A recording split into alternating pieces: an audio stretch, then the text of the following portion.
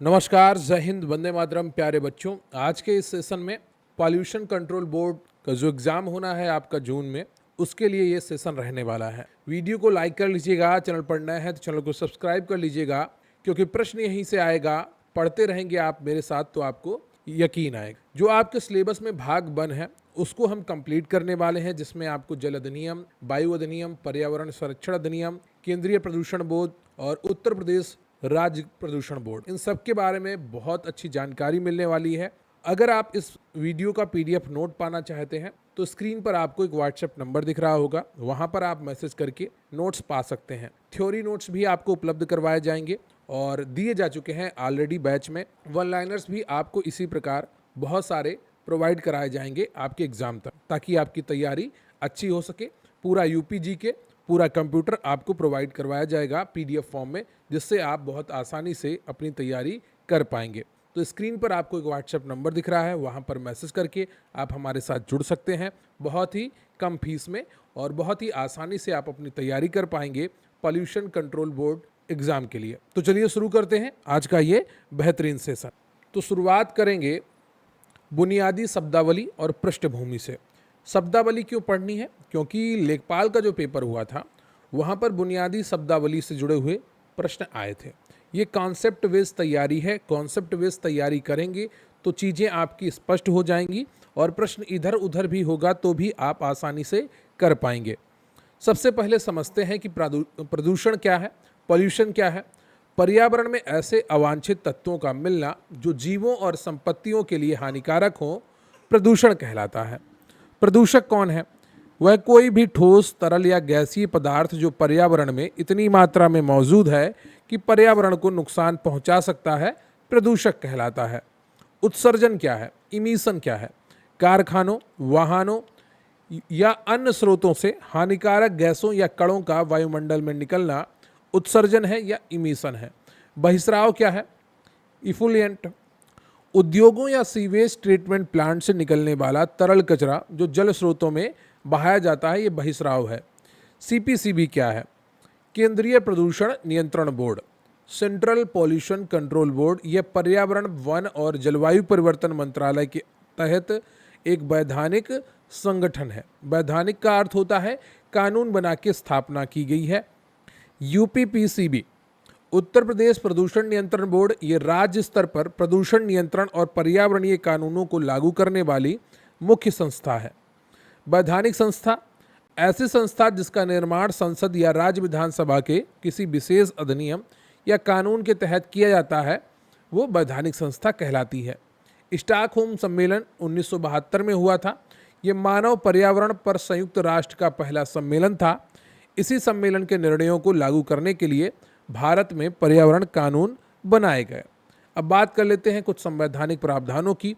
अनुच्छेद 253, भारतीय संविधान का यह अनुच्छेद संसद को अंतर्राष्ट्रीय संधियों जैसे स्टॉकहोम सम्मेलन को लागू करने के लिए कानून बनाने की शक्ति देता है।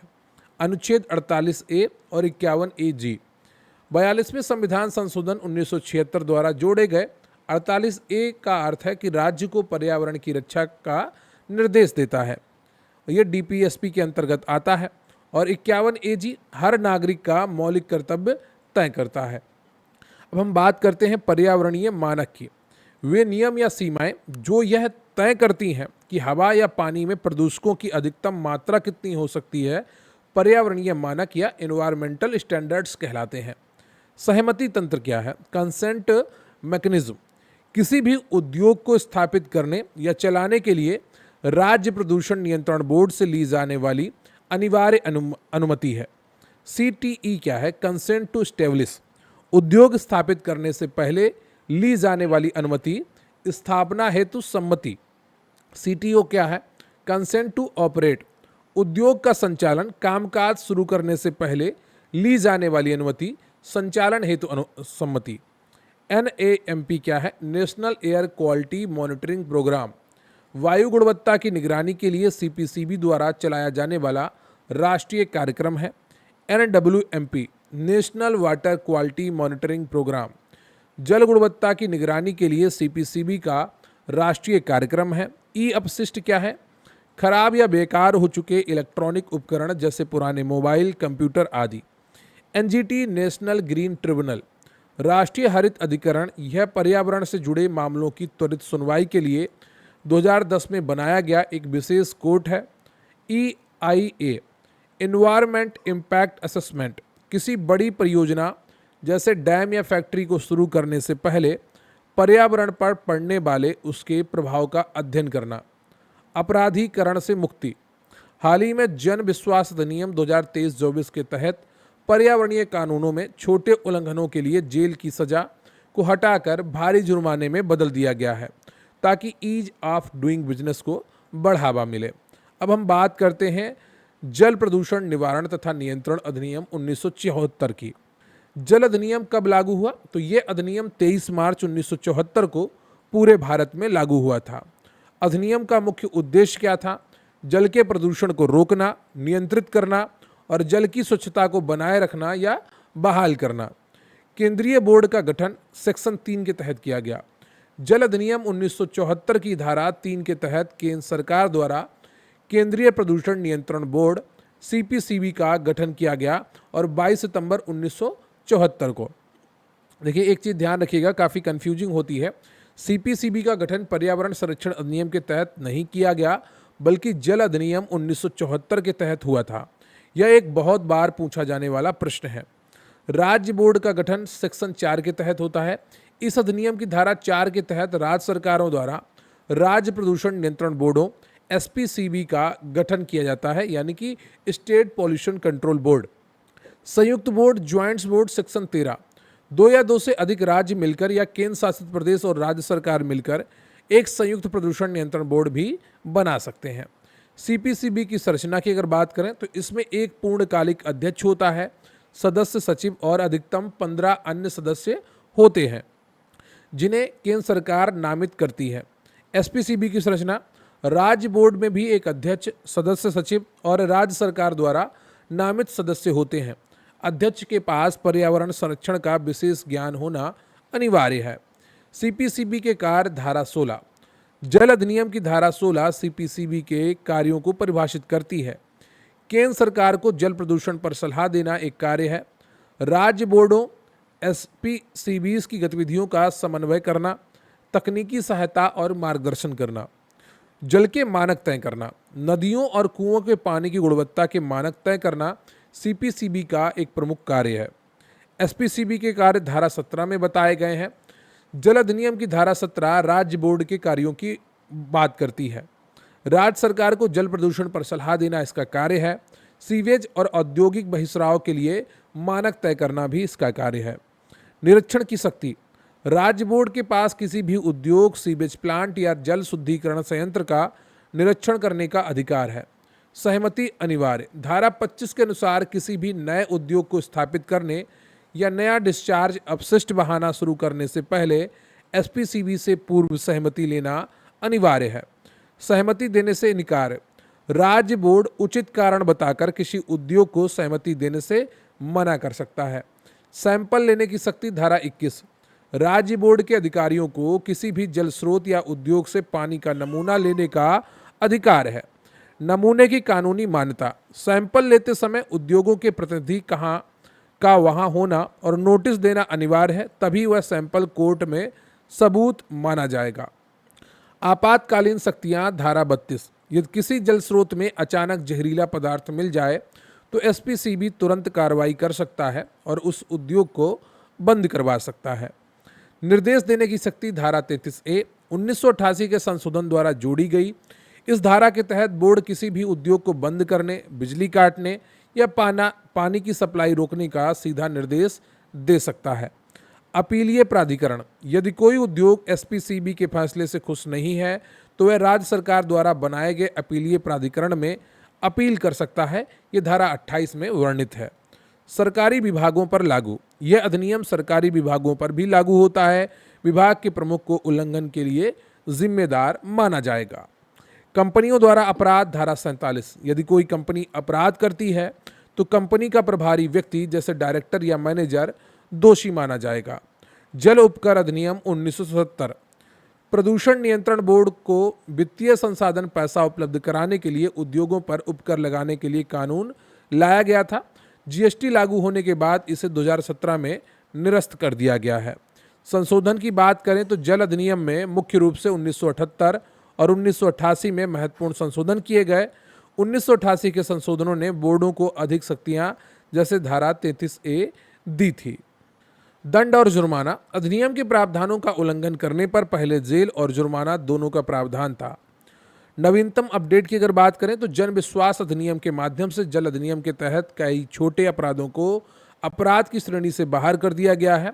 अब जेल की जगह केवल आर्थिक दंड लगाया जाएगा। बहिस्राव मानक। कारखानों से निकलने वाले पानी का पीएच स्तर बीओडी और सीओडी यानी कि केमिकल ऑक्सीजन डिमांड एसपीसीबी द्वारा तय सीमा के भीतर होना चाहिए। बीओडी यानी कि बायोकेमिकल ऑक्सीजन डिमांड, पानी में मौजूद जैविक कचरे को नष्ट करने के लिए बैक्टीरिया को जितनी ऑक्सीजन की जरूरत होती है, बीओडी अधिक होना मतलब पानी अधिक प्रदूषित है। डीओ डिसॉल्व्ड ऑक्सीजन, पानी में घुली हुई ऑक्सीजन मछलियों के जीवित रहने के लिए पानी में डीओ की पर्याप्त मात्रा होना बहुत ज़रूरी है। प्रदूषण बढ़ने पर डीओ कम हो जाता है। धारा 24 प्रदूषण फैलाने पर रोक। कोई भी व्यक्ति जानबूझकर किसी जहरीली या प्रदूषणकारी पदार्थ को नदी, कुएं या सीवर में नहीं डाल सकता। अदालत द्वारा संज्ञान। कोई भी न्यायालय इस अधिनियम के तहत अपराध का संज्ञान तभी लेगा जब शिकायत बोर्ड द्वारा या बोर्ड की अनुमति से की गई हो। बजट और फंड। सीपीसीबी को फंड केंद्र सरकार से मिलता है, जबकि एसपीसीबी को फंड राज्य सरकार सहमति शुल्क और जुर्मानों से मिलता है। अब हम बात करेंगे नेक्स्ट भाग की, वायु यानी कि वायु प्रदूषण निवारण तथा नियंत्रण अधिनियम 1981 की। तो वायु अधिनियम कब लागू हुआ? यह अधिनियम 16 मई 1981 को लागू हुआ। अधिनियम का उद्देश्य क्या था? वायु प्रदूषण को रोकना, नियंत्रित करना और वायु की गुणवत्ता बनाए रखना। प्रदूषण नियंत्रण बोर्डों की भूमिका। वायु अधिनियम के तहत कोई नया बोर्ड नहीं बनाया गया। जल अधिनियम 1974 के तहत बने सीपीसीबी और एसपीसीबी को ही वायु प्रदूषण रोकने की जिम्मेदारी भी सौंप दी गई। अर्थात सीपीसीबी और यूपीपीसीबी दोनों जल और वायु दोनों अधिनियमों के तहत कार्य करते हैं। वायु प्रदूषक की परिभाषा। हवा में मौजूद कोई भी ठोस, तरल या गैसीय पदार्थ जिसमें शोर नॉइज भी शामिल किया गया है, जो इंसान, पौधों या संपत्ति के लिए हानिकारक हो। 1987 का संशोधन। 1987 में वायु अधिनियम में संशोधन किया गया और शोर को भी वायु प्रदूषक के रूप में शामिल किया गया। सीपीसीबी के कार्य। वायु अधिनियम धारा 16 पूरे देश में वायु की गुणवत्ता में सुधार करना और वायु प्रदूषण रोकने के लिए केंद्र सरकार को सलाह देना। एसपीसीबी के कार्य, सीबी के कार्य। वायु अधिनियम धारा 17 राज्य में औद्योगिक संयंत्रों और वाहनों के उत्सर्जन मानक तय करना। वायु प्रदूषण नियंत्रण क्षेत्र। धारा 19 के तहत राज्य सरकार एसपीसीबी के परामर्श से किसी भी क्षेत्र को वायु प्रदूषण नियंत्रित क्षेत्र घोषित कर सकती है। ऐसे क्षेत्रों में प्रदूषण फैलाने वाले ईंधनों जैसे कोयला, लकड़ी के उपयोग पर प्रतिबंध लगाया जा सकता है। सहमति अनिवार्य। धारा 21 किसी भी वायु प्रदूषण नियंत्रण क्षेत्र में कोई भी औद्योगिक संयंत्र स्थापित करने से पहले एसपीसीबी की अनुमति लेना अनिवार्य है। मानकों का पालन। धारा 22 कोई भी उद्योग एसपीसीबी द्वारा तय किए गए मानकों से अधिक मात्रा में वायु प्रदूषक धुआं गैस नहीं छोड़ सकता। अधिकारियों की प्रवेश शक्ति। धारा 24 बोर्ड के अधिकारियों को निरीक्षण करने या रिकॉर्ड चेक करने के लिए किसी भी समय उद्योग परिसर में प्रवेश करने का अधिकार है। नमूना लेने की शक्ति। धारा 26 बोर्ड किसी भी चिमनी या नलिका डक्ट से हवा गैस का सैंपल ले सकता है। राज्य वायु प्रयोगशालाएं। राज्य सरकार हवा के नमूनों की जांच के लिए प्रयोगशालाएं स्थापित कर सकती है। निर्देश देने की शक्ति। धारा 31A ये 1987 में जोड़ी गई थी। इसके तहत बोर्ड सीधे उद्योगों को बंद करने या उसकी बिजली पानी की आपूर्ति काटने का आदेश दे सकता है।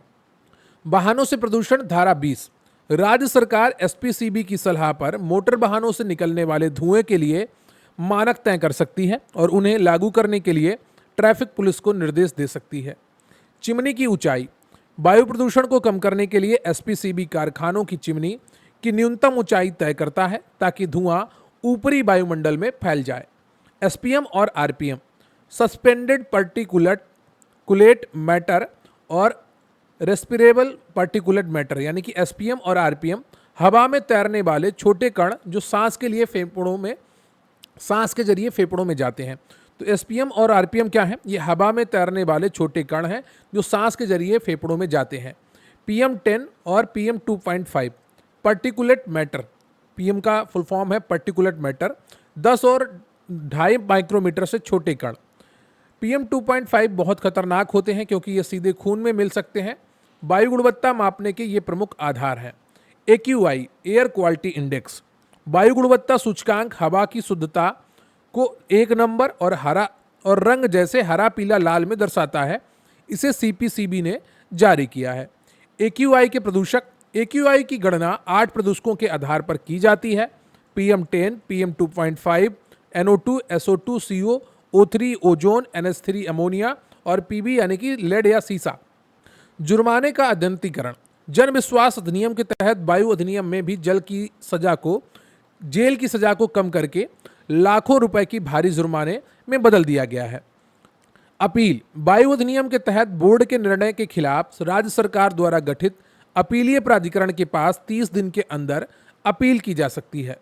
सद्भावना पूर्वक की गई कार्रवाई, सरकार या बोर्ड के अधिकारियों के खिलाफ उनके द्वारा गुड फेथ, ईमानदारी से कर्तव्य पालन में किए गए काम के लिए कोई कानूनी केस नहीं किया जा सकता।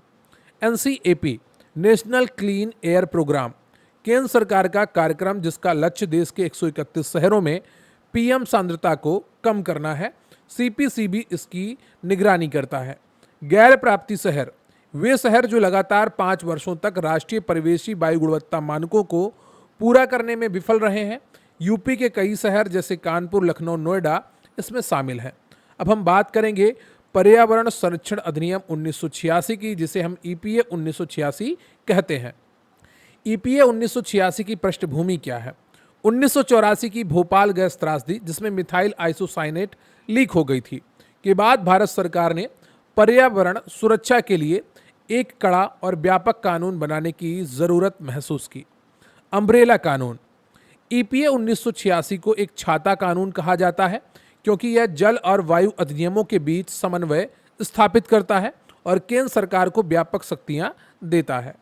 लागू होने की तिथि क्या है? यह अधिनियम 19 नवंबर 1986 को लागू हुआ था और 19 नवंबर इंदिरा गांधी की जयंती भी होती है, जो हमारे देश की पूर्व प्रधानमंत्री थी।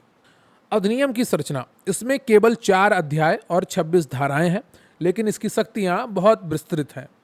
पर्यावरण की परिभाषा भी इसमें दी गई है। धारा 2A में पर्यावरण में जल, वायु और भूमि तथा इनके बीच एवं मानव, अन्य जीवित प्राणियों, पौधों और सूक्ष्म जीवों के बीच मौजूद अंतर संबंध शामिल है। केंद्र सरकार की शक्तियां, धारा 3, EPA 1986 पर्यावरण के संरक्षण और सुधार के लिए केंद्र सरकार को सर्वोच्च शक्तियां प्रदान करता है।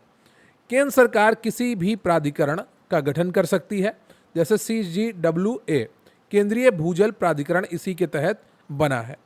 नियम बनाने की शक्ति, धारा 6, केंद्र सरकार पर्यावरण प्रदूषण को रोकने के लिए विभिन्न नियम बना सकती है, जैसे प्लास्टिक अपशिष्ट नियम, ई कचरा नियम, बायोमेडिकल नियम इसी के तहत बनते हैं।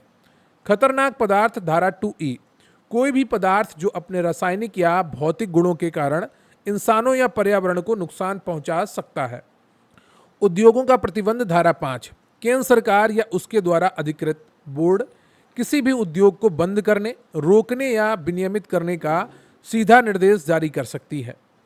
पर्यावरणीय दुर्घटनाएं, धारा 9, यदि किसी दुर्घटना के कारण पर्यावरण में खतरनाक पदार्थ फैल जाता है तो इसके लिए जिम्मेदार व्यक्ति को तुरंत अधिकारियों, SPCB आदि को सूचित करना होगा। पर्यावरण प्रयोगशालाएं, धारा 12, केंद्र सरकार पर्यावरण प्रयोगशालाएं स्थापित कर सकती है या मौजूदा प्रयोगशालाओं को मान्यता दे सकती है। सरकारी विश्लेषक, धारा 13, प्रयोगशालाओं में नमूनों की जांच के लिए सरकार विश्लेषक नियुक्त करती है। इनकी रिपोर्ट कोर्ट में सबूत मानी जाती है। सजा का प्रावधान, धारा 15, इस अधिनियम का उल्लंघन करने पर 5 साल तक की जेल या 1 लाख रुपए तक का जुर्माना या दोनों का कड़ा प्रावधान था। जन विश्वास संशोधन का प्रभाव, EPA 1986 में भी संशोधन करके कई मामलों में जेल की सजा को हटाकर भारी पर्यावरणीय मुआवजा का प्रावधान किया गया है। अधिकारों का प्रत्यायोजन। धारा 23, केंद्र सरकार ईपीए के तहत अपनी शक्तियां राज्य सरकारों या राज्य प्रदूषण नियंत्रण बोर्डों को सौंप सकती है। इसलिए यूपीपीसीबी भी ईपीए के तहत नोटिस जारी करता है। इको सेंसिटिव जोन्स, राष्ट्रीय उद्यानों और वन्य जीव अभ्यारण्यों के आसपास के पर्यावरण संवेदनशील क्षेत्रों की घोषणा ईपीए 1986 के तहत ही की जाती है। ईआईए अधिसूचना। भारत में ईआईए की पूरी प्रक्रिया ईपीए 1986 के तहत जारी 2006 की अधिसूचना द्वारा संचालित होती है। ईआईए का मतलब है एनवायरमेंट इम्पैक्ट असेसमेंट। ईआईए में जन सुनवाई। बड़े प्रोजेक्ट लगाने से पहले स्थानीय लोगों की राय लेना अनिवार्य है। यह सुनवाई राज्य प्रदूषण नियंत्रण बोर्ड द्वारा आयोजित की जाती है। तटीय विनियमन क्षेत्र। समुद्र तटों को बचाने के लिए सीआरजेड नियम भी ईपीए 1986 के तहत ही बनाए गए हैं।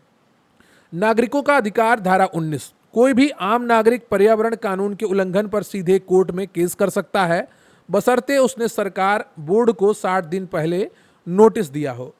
कचरा प्रबंधन नियम। भारत के लगभग सभी waste management rules solid, plastic, e waste, biomedical, battery EPA 1986 के तहत ही जारी किए गए हैं, जिन्हें लागू करने का काम एसपीसीबी जैसे यूपीपीसीबी का है। प्रदूषण भुगतान सिद्धांत। जो प्रदूषण फैलाएगा वही पर्यावरण को हुए नुकसान की भरपाई करेगा। एनजीटी और प्रदूषण बोर्ड इस सिद्धांत पर काम करते हैं। एहतियाती सिद्धांत। पर्यावरण को नुकसान पहुंचाने की संभावना होने पर वैज्ञानिक प्रमाण न होने पर भी सुरक्षात्मक कदम उठाना चाहिए। सतत विकास।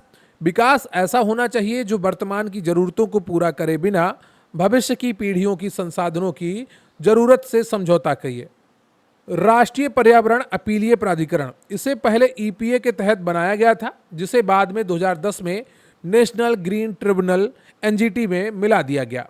अब हम बात करेंगे केंद्रीय प्रदूषण नियंत्रण बोर्ड सीपीसीबी के विस्तृत कार्य और जिम्मेदारियों की। सीपीसीबी की प्रगति क्या है? यह एक सांविधिक निकाय है, ना कि संवैधानिक। सांविधिक का मतलब है संविधान के तहत कानून बना के इसकी स्थापना की गई है। मुख्यालय। सीपीसीबी का मुख्य कार्यालय नई दिल्ली परिवेश भवन में स्थित है। क्षेत्रीय कार्यालय। पूरे देश में नियंत्रण के लिए सीपीसीबी के कई क्षेत्रीय निदेशालय हैं। लखनऊ में भी है। तो सीपीसीबी के 9 क्षेत्रीय का निदेशालय हैं और एक परियोजना कार्यालय है। मंत्रालय। सीपीसीबी पर्यावरण, वन और जलवायु परिवर्तन मंत्रालय के अधीन कार्य करता है। मानक निर्धारण। सीपीसीबी राष्ट्रीय स्तर पर जल और वायु की गुणवत्ता के मानक तय करता है, जैसे NAAQS, national ambient air quality standards. NAAQS 2009। वर्तमान में देश में 2009 में सीपीसीबी द्वारा जारी परिवेशीय वायु गुणवत्ता मानक लागू हैं, जिसमें 12 प्रदूषकों की लिमिट तय की गई है। मार्गदर्शिका जारी करना। उद्योगों, अस्पतालों और नगर निगमों के लिए कचरा प्रबंधन की तकनीकी गाइडलाइन सीपीसीबी ही बनाता है। विवाद समाधान। यदि 2 राज्यों के प्रदूषण नियंत्रण बोर्डों के बीच कोई विवाद होता है तो सीपीसीबी उसमें मध्यस्थता करता है। डेटा संकलन। पूरे देश में जल और वायु प्रदूषण का डेटा इकट्ठा करना, उसका विश्लेषण करना और रिपोर्ट पब्लिश करना सीपीसीबी का अहम कार्य है। जागरूकता फैलाना। मीडिया और अभियानों के माध्यम से जनता में प्रदूषण के प्रति जागरूकता पैदा करना। CEPI comprehensive environmental pollution index. CPCB ने औद्योगिक समूहों के प्रदूषण स्तर को मापने के लिए यह सूचकांक विकसित किया है। जिन क्षेत्रों का सीईपीआई स्कोर 70 से ऊपर होता है उन्हें गंभीर रूप से प्रदूषित क्षेत्र घोषित किया जाता है, जैसे यूपी के कानपुर, नोएडा, गाजियाबाद इसमें आते हैं। प्रशिक्षण। प्रदूषण नियंत्रण से जुड़े अधिकारियों, एसपीसीबी के कर्मचारियों को ट्रेनिंग देने की व्यवस्था सीपीसीबी करता है। केंद्रीकृत पोर्टल। सीपीसीबी ने ई वेस्ट, प्लास्टिक वेस्ट आदि के पंजीकरण के लिए केंद्रीकृत ऑनलाइन पोर्टल बनाए हैं। EPR extended producer responsibility. विस्तारित उत्पादक उत्तरदायित्व। प्लास्टिक, इलेक्ट्रॉनिक या बैटरी बनाने वाली कंपनियों की यह जिम्मेदारी है कि वे उपयोग के बाद अपने कचरे को वापस इकट्ठा करें और रिसाइकिल करें। सीपीसीबी इसकी निगरानी करता है। अनुसंधान और विकास R&D, रिसर्च एंड डेवलपमेंट, प्रदूषण कम करने की नई तकनीकों पर रिसर्च करना और लेबोरेटरी को अपग्रेड करना। GRAP, graded response action plan, Delhi NCR में सर्दियों में प्रदूषण बढ़ने पर इमरजेंसी कदम जैसे निर्माण कार्य रोकना, ट्रकों की एंट्री बैन मार्जिन करना उठाने का प्लान है। CPCB इसे लागू करवाने में अहम भूमिका निभाता है। प्रदूषण नियंत्रण समितियां, केंद्र शासित प्रदेशों में SPCB की जगह प्रदूषण नियंत्रण समितियां PCC होती हैं, जो सीधे CPCB के मार्गदर्शन में कार्य करती हैं।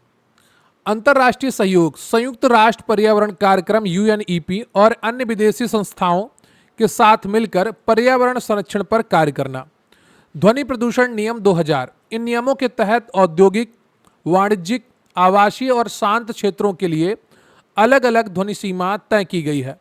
शांत क्षेत्र अस्पतालों, शिक्षण संस्थानों और न्यायालयों के 100 मीटर के दायरे को शांत क्षेत्र घोषित किया जाता है। यहाँ लाउड स्पीकर या हॉर्न बजाना सख्त मना है। CAQM, commission for air quality management, Delhi NCR में वायु प्रदूषण से निपटने के लिए हाल ही में नया आयोग बना है। इस क्षेत्र में अब CPCB की कुछ शक्तियां CAQM के पास चली गई हैं। नदियों की सफाई, राष्ट्रीय नदी संरक्षण योजना NRCP और नमामि गंगे जैसे परियोजनाओं में पानी की गुणवत्ता की मॉनिटरिंग CPCB करता है। कचरे का वर्गीकरण, CPCB उद्योगों को उनके प्रदूषण फैलाने की क्षमता के आधार पर लाल, नारंगी, हरा और सफ़ेद श्रेणियों में बांटता है।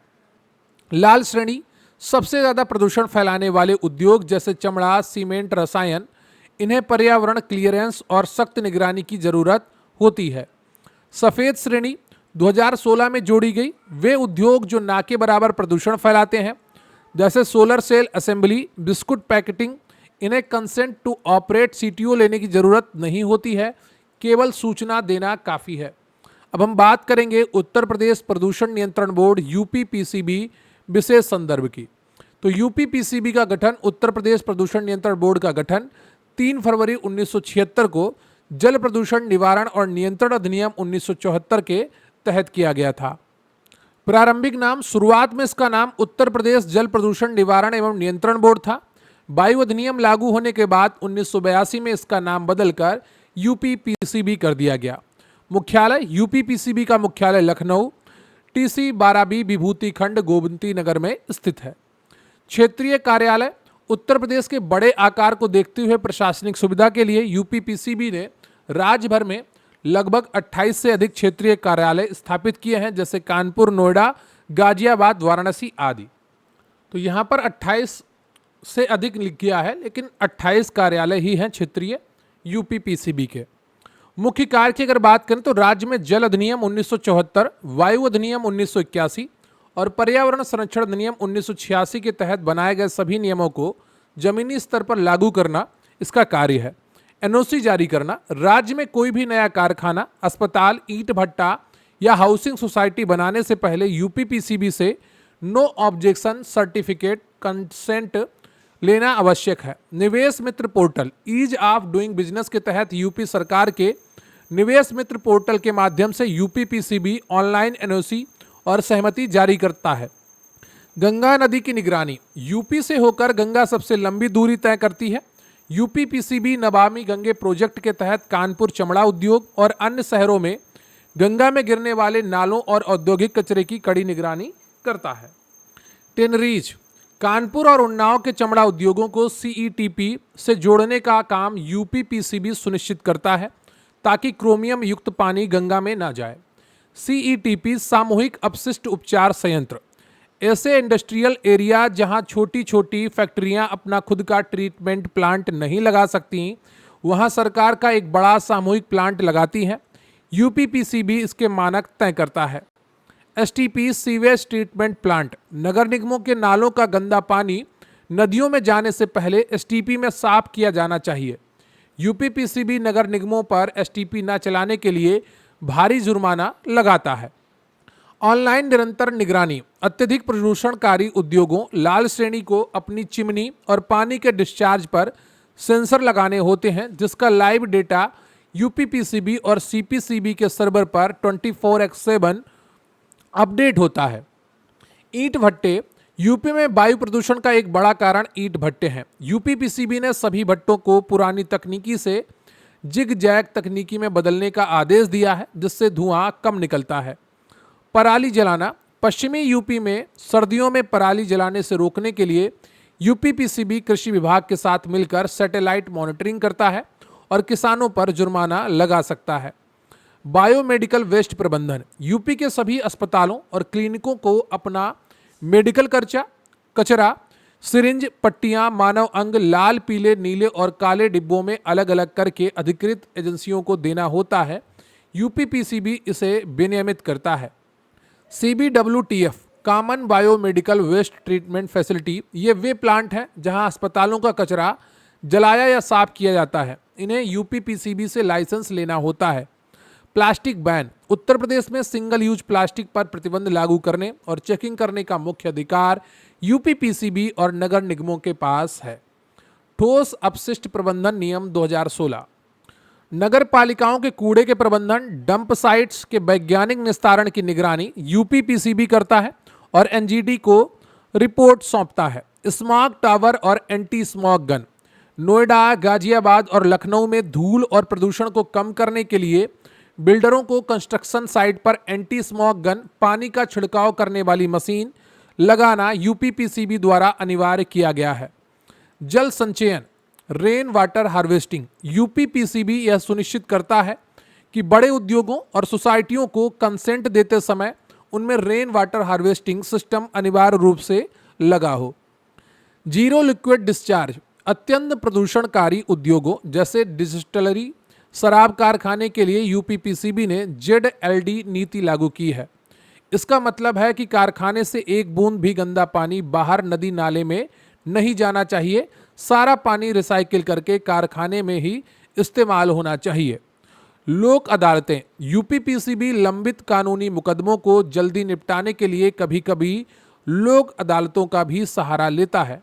Bank guarantee. उद्योग पर्यावरण नियमों के पालन करेंगे, यह सुनिश्चित करने के लिए यूपीपीसीबी उद्योगों से बैंक गारंटी, एक प्रकार की सिक्योरिटी मनी जमा करवाता है। नियम तोड़ने पर यह पैसा जब्त कर लिया जाता है। अपील। यूपी के संदर्भ में यूपीपीसीबी के फैसलों जैसे फैक्ट्री बंद करने का आदेश के खिलाफ उद्योग विभाग, उत्तर प्रदेश सरकार के सचिव या एनजीटी में अपील की जा सकती है। पर्यावरण मुआवजा। यदि कोई उद्योग बिना एनओसी के चल रहा है या प्रदूषण फैला रहा है तो यूपीपीसीबी प्रदूषण भुगतान सिद्धांत के आधार पर उस पर प्रतिदिन के हिसाब से लाखों रुपए का पर्यावरण मुआवजा लगाता है। अब हम बात करेंगे नवीनतम नियम और संशोधनों की और अन्य महत्वपूर्ण तथ्यों की। जन विश्वास प्रावधानों का संशोधन अधिनियम 2023, यह हाल ही का सबसे बड़ा बदलाव है। इसका उद्देश्य व्यापार करने में आसानी को बढ़ावा देना है। जेल की सजा समाप्त। जन विश्वास अधिनियम ने जल अधिनियम, वायु अधिनियम और ईपीए 1986 के तहत कई मामूली उल्लंघनों के लिए कारावास के प्रावधान को हटा दिया है। निर्णायक अधिकारी। अब पर्यावरण उल्लंघनों पर जुर्माना सीधे कोर्ट नहीं बल्कि सरकार द्वारा नियुक्त एक निर्णायक अधिकारी जो संयुक्त सचिव स्तर का होगा तय करेगा। इससे अदालतों का बोझ कम होगा। ई कचरा प्रबंधन नियम 2022 1 अप्रैल 2023 से लागू। इन नए नियमों में सोलर पैनलों को भी पहली बार ई कचरे की श्रेणी में शामिल किया गया है। बैटरी अपशिष्ट प्रबंधन नियम 2022, इसमें इलेक्ट्रिक वाहनों ईवी की बैटरियों की रिसाइकलिंग के लिए कड़े ईपीआर एक्सटेंडेड प्रोड्यूसर रिस्पॉन्सिबिलिटीज लक्ष्य तय किए गए हैं। Single use plastic ban. 1 जुलाई 2022 से पूरे भारत में 19 प्रकार के सिंगल यूज प्लास्टिक जैसे ईयरबड, स्ट्रा, गुब्बारे की स्टिक पूरी तरह से प्रतिबंधित है। प्लास्टिक की मोटाई। प्लास्टिक कैरी बैग की न्यूनतम मोटाई पहले 50 माइक्रोन थी, जिसे बढ़ाकर 120 माइक्रोन 31 दिसंबर 2022 से कर दिया गया है ताकि उनका बार बार इस्तेमाल हो सके। Life style for environment movement. Bharat सरकार द्वारा COP26 ग्लासगो में शुरू किया गया वैश्विक आंदोलन जो पर्यावरण के अनुकूल जीवन शैली अपनाने पर जोर देता है। प्रदूषण नियंत्रण बोर्ड इसका प्रचार कर रहे हैं। BS6 उत्सर्जन मानक। पूरे भारत में अप्रैल 2020 से वाहनों के लिए BS6 मानक लागू हैं जो पेट्रोल डीजल में सल्फर की मात्रा को बेहद कम 10 ppm कर देते हैं, जिससे वायु प्रदूषण घटता है।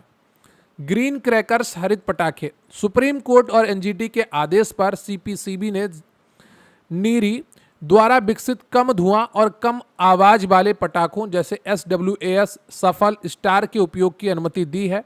पटाखों में बेरियम का इस्तेमाल पूरी तरह से प्रतिबंधित है। सॉलिड वेस्ट मैनेजमेंट में यूपीपीसीबी का रोल। यूपी के शहरों में लिगेसी वेस्ट सालों से जमा कूड़े के पहाड़ को बायोमाइनिंग के जरिए खत्म करने की निगरानी यूपीपीसीबी कर रहा है। बायोमाइनिंग क्या है? पुराने डंप साइट कचरे के पहाड़ों को वैज्ञानिक तरीके से खोदकर उसमें से मिट्टी, प्लास्टिक और धातुओं को अलग करने की प्रक्रिया है।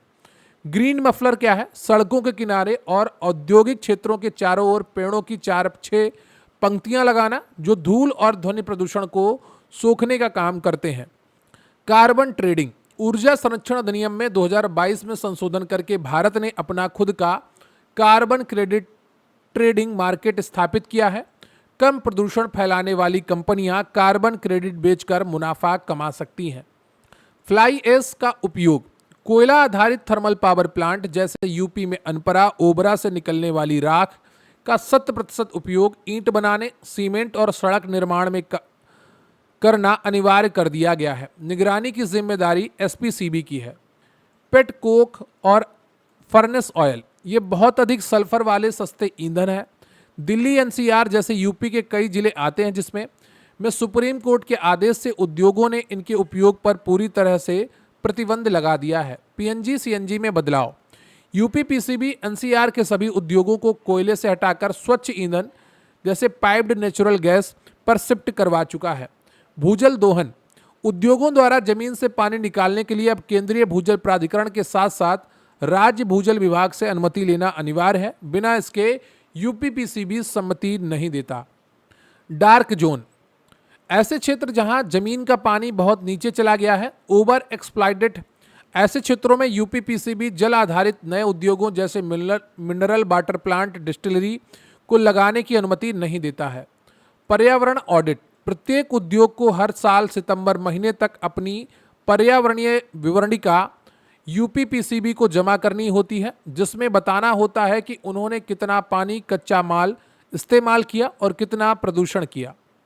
प्रदूषण नियंत्रण उपकरण APCD, air pollution control devices जैसे scrubber, electrostatic precipitator, bag filter. उद्योगों को चिमनी से धुआं निकलने से पहले इन मशीनों को लगाना अनिवार्य है। ESP, electrostatic precipitator, thermal power plant की चिमनियों में लगा एक उपकरण है जो धुएं में से हानिकारक कणों को बिजली के चार्ज का उपयोग करके अलग कर देता है। स्क्रबर क्या है? उद्योगों की चिमनी में लगा एक उपकरण जो पानी या रसायनों का छिड़काव करके धुएं से जहरीली गैसों जैसे SO2 को साफ करता है। क्लोरीनीकरण क्या है? सीवेज ट्रीटमेंट प्लांट से निकलने वाले साफ पानी को नदी में छोड़ने से पहले उसमें क्लोरीन मिलाई जाती है ताकि हानिकारक बैक्टीरिया मर जाएं। कोलीफॉर्म बैक्टीरिया, मानव या जानवरों के मल में पाया जाने वाला बैक्टीरिया। पानी में इसकी मौजूदगी, विशेषकर फीकल कोलीफॉर्म, पानी के सीवेज से प्रदूषित होने का सबसे बड़ा प्रमाण है। जैव आवर्धन। खाद्य श्रृंखला में ऊपर जाने पर जहरीले रसायनों की मात्रा का बढ़ते जाना सीपीसीबी इन रसायनों को नदियों में जाने से रोकता है। सुपोषण। झीलों और तालाबों में खेतों से बहकर आए उर्वरकों, नाइट्रेट और फास्फेट के कारण शैवाल का बहुत तेजी से बढ़ना, जिससे पानी की ऑक्सीजन खत्म हो जाती है और मछलियां मर जाती हैं। जैव आवर्धन से संबंधित प्रश्न लेखपाल में आया था। Ramsar sites. यूपी में वर्तमान में 12 रामसर साइट्स हैं और देश में 99 है। माइनिंग और प्रदूषण। यूपी में बालू और पत्थर के खनन से उड़ने वाली धूल और नदियों की नुकसान को रोकने के लिए खनन पट्टों को भी यूपीपीसीबी से पर्यावरण स्वीकृति लेनी पड़ती है। एनजीटी अधिनियम 2010 की धारा 14 और 15, ये धाराएं एनजीटी को पर्यावरण से जुड़े किसी भी नागरिक मामले की सुनवाई करने और पीड़ितों को मुआवजा दिलाने की शक्ति देती हैं। यूपीपीसीबी इन आदेशों का पालन करवाने वाली मुख्य नोडल एजेंसी है। प्रोजेक्ट हाथी, प्रोजेक्ट टाइगर।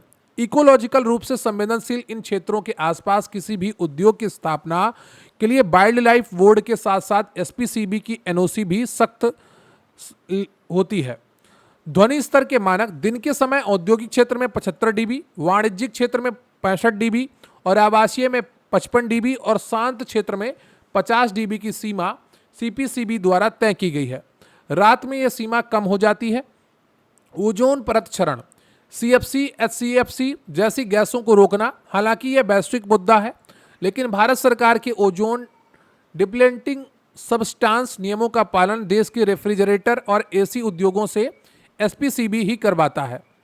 परिवेशी वायु गुणवत्ता की निगरानी, यूपीपीसीबी ने यूपी के प्रमुख शहरों में continuous ambient air quality monitoring stations लगाए हैं, जो जनता को डिजिटल स्क्रीन पर रियल टाइम एक्यूआई प्रदूषण स्तर दिखाते हैं।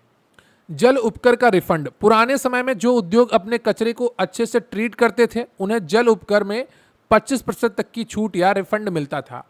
पर्यावरण न्यायालय, पर्यावरण संरक्षण अधिनियम 1986 के तहत विशेष पर्यावरण अदालतों का प्रावधान किया गया था, जिसे बाद में एनजीटी ने काफी हद तक प्रतिस्थापित कर दिया। प्रदूषण नियंत्रण बोर्ड की शक्तियां सिविल कोर्ट के समान, गवाहों को बुलाने, दस्तावेज मांगने और शपथ पर पूछताछ करने के मामले में बोर्ड के अधिकारियों को सिविल प्रक्रिया संहिता 1908 के तहत सिविल कोर्ट जैसी कुछ शक्तियां प्राप्त हैं। सार्वजनिक सूचना, बोर्डों को अपनी वार्षिक रिपोर्ट राज्य और केंद्र सरकार को सौंपनी होती है, जिसे विधानसभा और संसद में पेश किया जाता है। एनजीटी का अधिकार क्षेत्र, एनजीटी कुल 7 कानूनों, जल अधिनियम, वायु अधिनियम, ईपीए 1986, वन संरक्षण अधिनियम, सार्वजनिक देयता बीमा अधिनियम आदि से जुड़े मामलों की सुनवाई कर सकता है। वन्य जीव संरक्षण अधिनियम 1972 इसके दायरे में नहीं आता है। सार्वजनिक देयता बीमा अधिनियम 1991, खतरनाक उद्योगों को यह बीमा कराना अनिवार्य है ताकि अगर कोई दुर्घटना जैसे गैस लीक हो तो आम जनता पीड़ितों को तुरंत मुआवजा दिया जा सके। एसपीसीबी यह चेक करता है बीमा है या नहीं। बैटरी नियम, ईपीआर प्रमाण पत्र, नई व्यवस्था में जो कंपनियां पुरानी बैटरियों को रिसाइकिल करती हैं वे ऑनलाइन ईपीआर सर्टिफिकेट जनरेट करती हैं और नई बैटरी बनाने वाली कंपनियों को बेच सकती हैं, एक प्रकार का कार्बन क्रेडिट जैसा सिस्टम। माइक्रोप्लास्टिक्स, 5 मिलीमीटर से छोटी प्लास्टिक के कण, वर्तमान में जल स्रोतों में माइक्रोप्लास्टिक्स का प्रदूषण एक बड़ी चुनौती है जिस पर सीपीसीबी नई नीतियां बना रहा है। कृषि अपशिष्ट प्रबंधन, कृषि से निकलने वाले अपशिष्टों का अब वेल्थ माना जाता है। यूपीपीसीबी पराली से बायो सीएनजी और इथेनॉल बनाने वाले उद्योगों को तेजी से एनओसी देकर बढ़ावा दे रहा है। बीओडी और सीओडी में अंतर, बीओडी केवल जैविक यानी कि बायोलॉजिकल कचरे को मापता है, जबकि सीओडी केमिकल ऑक्सीजन डिमांड, जैविक और रासायनिक दोनों प्रकार के कचरे को मापता है। इसलिए सीओडी की वैल्यू हमेशा बीओडी से ज़्यादा होती है। एक जगह मैंने आपको ऊपर बायोकेमिकल बोल दिया था, उसको ध्यान रखिएगा, बायोलॉजिकल है, ठीक है। टीडीएस, टोटल डिसॉल्व्ड सॉलिड्स, पानी में घुले हुए कुल ठोस पदार्थ, पीने के पानी में टीडीएस की सीमा 500 mg प्रति लीटर वांछनीय है। सीपीसीबी ने आरओ यानी रिवर्स ऑस्मोसिस सिस्टम के उपयोग को लेकर नियम बनाए हैं। जहां पानी का टीडीएस 500 से कम हो वहां आरओ का इस्तेमाल नहीं होना चाहिए ताकि पानी की बर्बादी रुके। बोर्ड भंग करने की शक्ति, यदि राज्य प्रदूषण नियंत्रण बोर्ड अपना काम ठीक से नहीं करता तो राज्य सरकार के पास उसे भंग करने की शक्ति है। इसी प्रकार सीपीसीबी को केंद्र सरकार भंग कर सकती है। डेटा की पारदर्शिता, पर्यावरण सूचना प्रणाली ENBIS के माध्यम से MOEFCC और प्रदूषण नियंत्रण बोर्ड पर्यावरण से जुड़ा सारा डेटा आम जनता और शोधकर्ताओं के लिए ऑनलाइन उपलब्ध कराते हैं। ग्रीन ट्रिब्यूनल का जुर्माना, एनजीटी पेनाल्टी, यदि कोई राज्य या सरकारी विभाग बार बार प्रदूषण रोकने में विफल रहता है तो एनजीटी उन पर करोड़ों रुपए का जुर्माना लगा सकता है, जो सीधा राज्य के मुख्य सचिव के खाते से काटा जाता है। स्वच्छ भारत मिशन और बोर्ड, शहरों को ODF प्लस और गार्बेज फ्री स्टार रेटिंग दिलाने पर अपशिष्ट प्रबंधन की तकनीकी रिपोर्ट एसपीसीबी द्वारा सत्यापित की जाती है। केंद्रीय और राज्य प्रदूषण नियंत्रण बोर्ड भारत के पर्यावरणीय कानूनों के रक्षक और नियंत्रक हैं। जल अधिनियम 1976 से शुरू हुई यात्रा जन विश्वास अधिनियम 2023 तक आ चुकी है, जहां अब जोर सजा देने से ज़्यादा प्रदूषण कम करने और सतत विकास को बढ़ावा देने पर है। तो वीडियो को लाइक कर लीजिएगा, चैनल पर नया है चैनल को सब्सक्राइब कर लीजिएगा और अपने दोस्तों के साथ भी ये वीडियो शेयर करिएगा। बहुत सारा कंटेंट आज लेकर आया था और ये कंटेंट आपको कॉन्सेप्ट क्लियर करने के लिए था कि परिभाषाएं क्या हैं। आपने लेखपाल के पेपर में देखा होगा, आयोग ने बहुत सारे कॉन्सेप्ट बेस्ड प्रश्न पूछे थे, तो ये कॉन्सेप्ट आज आपके सारे क्लियर हो गए हैं। और यूपी में रामसर साइट्स 12 हैं, ये ध्यान रखिएगा। एक जगह 10 लिख गया है, उसको ठीक कर लीजिएगा, और मैं ठीक करवा के ये PDF आपको यूपी PCB का जो बैच चल रहा है उसमें प्रोवाइड करवा दूंगा। अगर आप भी जुड़ना चाहते हैं तो स्क्रीन पर आपको व्हाट्सएप नंबर दिख रहा होगा, वहाँ पर मैसेज करके आप हमारे साथ जुड़ सकते हैं और ये नोट्स प्राप्त कर सकते हैं। आपको वन लाइनर्स मिलेंगे, यूपी GK कंप्यूटर के नोट्स भी प्रोवाइड कराए जाएंगे, PYQs होंगे, MCQs होंगे, और जिससे आपका बहुत अच्छा तैयारी हो जाएगी। बहुत ही वेल ऑर्गेनाइज्ड हम आपको थ्योरी नोट्स भी प्रोवाइड करवा रहे हैं, जिसका डेमो हम प्रीवियस वीडियो में दिखा चुके हैं। और अगर आप फिर भी डेमो देखना चाहते हैं तो यहाँ पर आई बटन, आपको वहाँ पर उसका लिंक मिल जाएगा, वहाँ पर जाके आप उसका डेमो देख पाएंगे। एग्ज़ाम आपका ज़्यादा दूर नहीं है, अच्छे तरीके से पढ़ते रहिए और एक एक चीज़ को रिवाइज करते रहिए। बहुत ज़्यादा धाराएं याद करने की आवश्यकता नहीं है, आपको कॉन्सेप्ट क्लियर होने चाहिए। 2-4 जो महत्वपूर्ण धाराएं हैं हर अधिनियम की, वो तो पढ़नी ही होंगी, जिनको मैं आपको बेहतरीन तरीके से करवा दूंगा नोट्स के माध्यम से और ये वन लाइनर्स के रिवीजन के माध्यम से। तो मिलते हैं अन्य वीडियो में, तब तक के लिए जय हिंद, जय भारत।